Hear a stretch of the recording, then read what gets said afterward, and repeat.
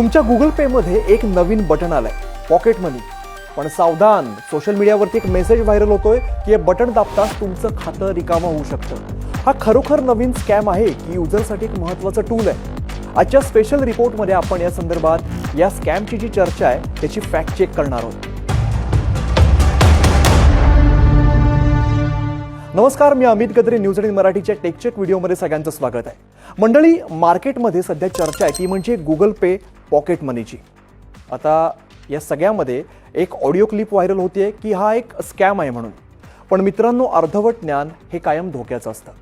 आपण हे फीचर काय आहे आणि गुगल पेचं किंवा गुगलचं काय नेमकं यावरती म्हणणं आहे आपण समजून घेणार आहोत. मंडळी, हा स्कॅम नाहीये, तर ही एक UPI मधली नवीन सिस्टीम आहे, नवं फीचर आहे.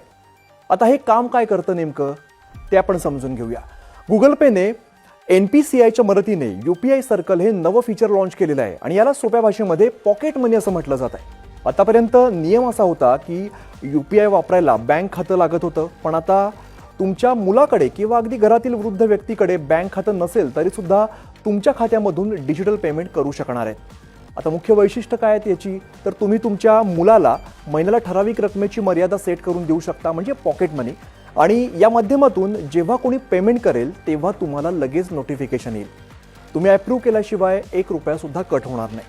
थोडक्यात सांगायचं तर पॉकेट मनी हे गुगल पेचं UPI सर्कलचं फीचर आहे, ज्यामुळे प्रायमरी युजर जसं की पालक सेकंडरी युजरला म्हणजे मुलं किंवा फॅमिली मेंबर्स बँक खातं लिंक न करता पेमेंट करण्याची सुविधा घेऊ शकतो. आता प्रायमरी युजर 2 प्रकारे कंट्रोल करू शकतो.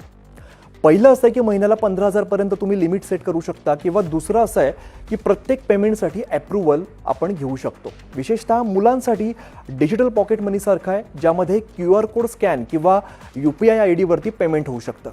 आता हे कसं काम करतं ते आपण समजून घेऊया. पहिला मुद्दा असा आहे की गुगल पेमध्ये प्रोफाईलवरती तुम्हाला क्लिक करायचं आहे. दुसऱ्यांदा तुम्हाला UPI सर्कल निवडायचं आहे. 3 नंबरला तुम्हाला ज्यात पैसे द्यायचे आहेत, ज्याला पैसे द्यायचे आहेत त्याचा नंबर तुम्हाला सेव्ह करायचा आहे किंवा QR कोड स्कॅन करायचा आहे. 2 पर्याय मिळतील. अप्रूव्ह एव्हरी पेमेंट म्हणजे प्रत्येक वेळेला तुमची परवानगी लागेल, किंवा सेट मंथली लिमिट म्हणजे 15,000 पर्यंतचं तुम्ही मर्यादा यामध्ये घेऊ शकता. आणि आता मुख्य मुद्द्यावरती आपण येऊया की लोक आता असं म्हणतात की खातं तुमचं रिकामं होईल किंवा हा स्कॅम आहे. हे पूर्णपणे खोटं आहे. मंडळी, हे feature national payments corporation of India म्हणजेच NPCI द्वारे सुरक्षित आहे. आणि उलट यामुळे मुलं जी आहेत तुमची किंवा घरातले मेंबर जे आहेत ते अनोळखी लिंकवरती क्लिक करण्याच्या ऐवजी पालकांच्या देखरेखीखाली, तुमच्या देखरेखीखाली व्यवहार करू शकतील. यामध्ये सेकंडरी युजर जो आहे तो QR स्कॅन करेल, UPI IDने रिक्वेस्ट पाठवेल आणि प्रायमरीला नोटिफिकेशन येईल. त्यानंतर 10 मिनिटात अप्रूव्ह करावं लागेल. UPI पिनने पेमेंट होईल आणि ट्रान्झॅक्शन हिस्ट्रीमध्ये तुम्हाला दिसेल. पण यात काही गोष्टींची आपल्याला काळजी घ्यावी लागणार आहे.